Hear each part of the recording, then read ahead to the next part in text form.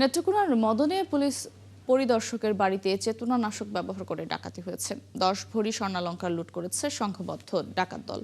মদনের পৌর সদরের 3 নম্বর ওয়ার্ডে নৌ পুলিশ হেডকোয়ার্টার্সে কর্মরত পুলিশ পরিদর্শক আজহারুল ইসলামের বাসায় এই ডাকাতি হয় রোববার গভীর রাতে। স্থানীয়রা জানান, ডাকাত চক্র প্রথমে পুলিশ পরিদর্শকের ছোট ভাই জাকু মিয়াকে চেতনানাশক ওষুধ সেবন করায়। পরে অসুস্থ অবস্থায় তাকে বাসায় নিয়ে এসে দরজা খোলানোর কৌশল নেয়। জাকুমিয়ার স্ত্রী নাসরিন আক্তার দরজা খুলতেই ডাকাতরা ঘরে প্রবেশ করে, হাত বেঁধে ফেলে এবং অস্ত্রের মুখে ভয়ভীতি দেখিয়ে আলমারির তালা ভেঙে 10 ভরি স্বর্ণালংকার লুট করে। ভুক্তভোগীরা জানান, ঘটনার সঙ্গে জড়িত 2 থেকে 3 জনকে তারা চিনতে পেরেছেন। মদন থানার ভারপ্রাপ্ত কর্মকর্তা হাসনাত জামান জানান, ঘটনাস্থল পরিদর্শন করা হয়েছে। লিখিত অভিযোগ পেলে আইনগত ব্যবস্থা নেওয়া হবে।